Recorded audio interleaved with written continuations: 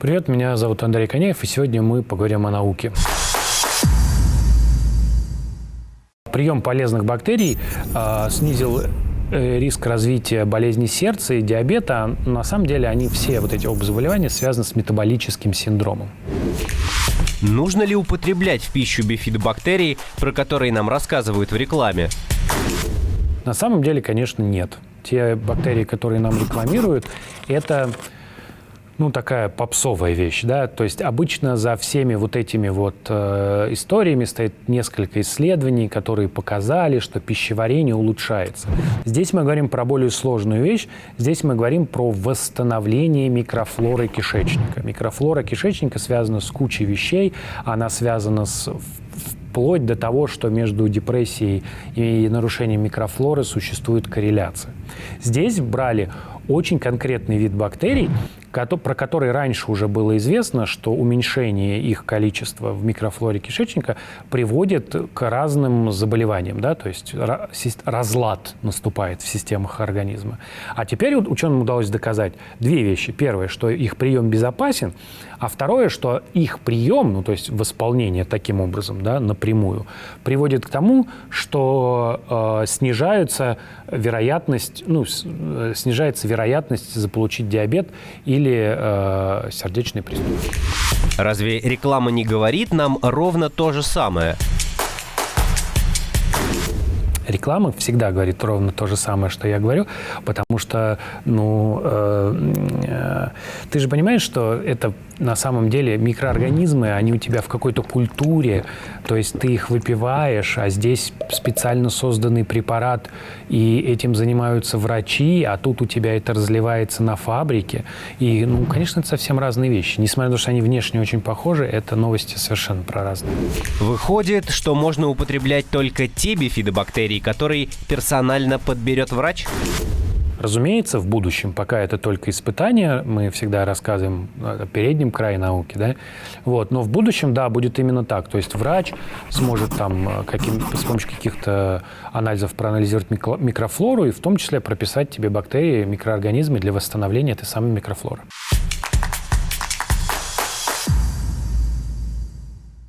Крутая новость, мне очень нравится. Лазер научили опознавать людей по биению сердца. Дело все в том, что мы привыкли, что у человека уникальные отпечатки пальцев. Это вообще, кстати, на самом деле эмпирически доказанный факт. То есть полностью быть уверенным, как именно формируется этот узор, и что мы статистически знаем, что он разный. Но почему он разный, мы пока еще на самом деле не так хорошо понимаем. Но смысл заключается в том, что можно не только по отпечаткам пальцев идентифицировать человека, еще во всяких фильмах шпионских по сетчатке глаза идентифицируют. Но есть более простые вещи, например, рисунок сосудов на лице и, как оказывается, биение сердца. Можно ли сказать, что у каждого человека индивидуальный сердечный ритм? Да, у каждого человека индивидуальный сердечный ритм. Особенности биения, типа частоты, каких-то колебаний, громкости, энергии, которая выделяется и так далее, и так далее, и так далее, это все для каждого человека уникально. И, в общем-то, суть этого аппарата, который, кстати, разрабатывали, конечно, американские военные, и нужен-то он им понятно зачем, чтобы дистанционно определять, кто, что за человек. И очень просто устроен. У нас есть лазер, он считывает колебания. Колебания от сердца на самом деле передаются на одежду, даже если мы этого не ощущаем, и позволяет эти колебания считывать довольно эффективно. Понятное дело, что этот аппарат находится в совсем раннем этапе исследования. Понятное дело, что он не работает с тяжелой одеждой, да, и там заявлен результат, что он в 95% случаев правильно идентифицирует человека, но это тоже только в идеальных условиях, да, это когда ни дождя, ни ветра, ни тумана, то есть хорошо лазер светит, он хоть и невидимый, но все равно он хорошо светит, человек в пределе видимости, нужно 30 секунд в легкой одежде, тогда действительно позволяет определить. То есть нужно будет помимо базы отпечатков пальцев создавать базу сердечных ритмов?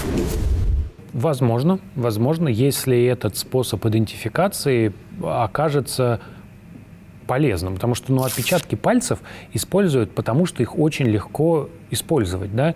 Прислонил палец, вот даже сейчас в современных телефонах почти во всех есть сенсор отпечатков пальцев. То есть это настолько простая вещь, что ее можно даже в телефон встроить.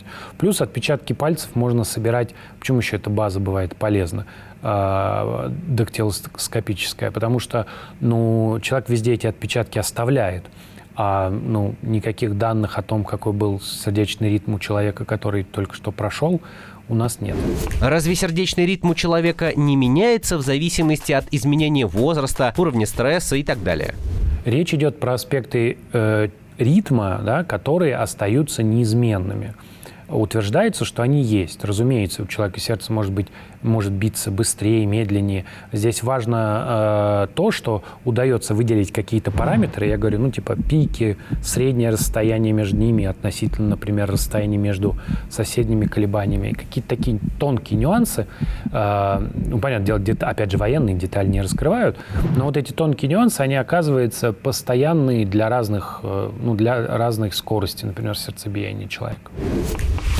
Было бы здорово применять эту технологию еще и в медицине, не так ли? Именно так и планируется делать. Это то, чем еще подкупают американские военные. Они говорят, что помимо этого можно будет дистанционно диагностировать аритмию, потому что, если снимать кардиограмму лазером, она на самом деле снимается не хуже, чем вот эти штуки все лепить, там вот это все. Поэтому потенциально дистанционную диагностику ее тоже можно применять. А может так случиться, что ты идешь по улице, тебя облучают лазером, и тебе на телефон приходит смс, как вот от МЧС предупреждение, да, о том, что плохая погода и там, например, ветер штормовой. Так и тебе будет приходить смс, что у тебя, кажется, аритмия, срочно проверься. Нейросеть научили убирать ананасы с пиццы. Почему эта новость научная? Новость это научная, потому что вот что делает нейросеть? Нейросеть должна уметь генерировать картинку. В данном случае, какую-нибудь картинку. В данном случае возьмем пиццу. Пицца – это удобная модельная вещь. Почему? Потому что теперь представьте, что у нас есть картинка пиццы. Вот. И мы хотим, например, убрать с нее пепперони. Да? Начнем с пепперони. Вот. Как изменится пицца? На самом деле пицца изменится сильно, потому что во время готовки пепперони дает какой-то сок, дает какой-то цвет. Да? И, грубо говоря, убрать пепперони – это не просто стереть вот эти кусочки колбасы, где они лежали, да, и замазать примерно похожим цветом вот эти дырки. То есть то, как люди работают в фотошопе. Это, конечно, не так. На самом деле, то есть нейросеть должна доразобрать пиццу назад, а потом нарисовать пиццу, приготовленную так же, но уже без этого конкретного ингредиента. И это означает, что ты моделируешь картинку гораздо более реалистично, да, потому что учитывается процесс производства. В данном случае, понятное дело, что речь зашла про ананасы, потому что пицца с ананасами вызывает больше всех вопросов. Но в чем смысл этого изобретения? Смысл в том, что мы создали нейросеть, точнее, там даже несколько нейросетей, которая на модельном примере, например, на пицце, да, позволяет тебе генерировать изображения, похожие на то, как это будет выглядеть в реальной жизни. Да? Например, представь, что у тебя то же самое, но только у тебя не пицца какая-нибудь, а ты готовишь какой-нибудь сплав. Да? И дальше ты хочешь посмотреть, как будет выглядеть этот сплав, если у него там что-то убрать или что-то добавить.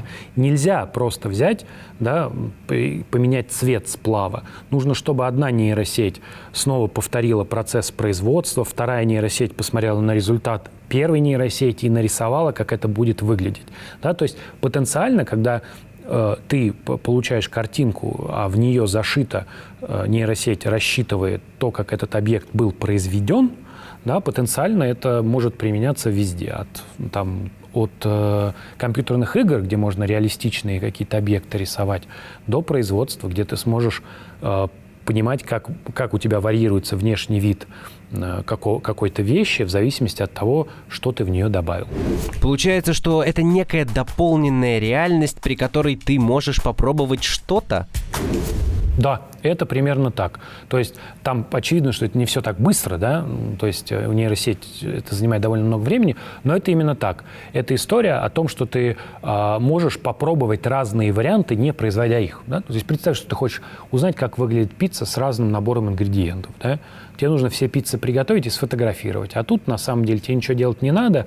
Ты запустил нейросеть и выбрал самую красивую и приготовил ее себе на день рождения. Без ананасов. Данная нейросеть сможет стопроцентно делать пиццу по заказу? Конечно, не на 100%. Если ты, например, пережаришь пиццу, она все равно будет черная, да? Но будет очень похожа на правду.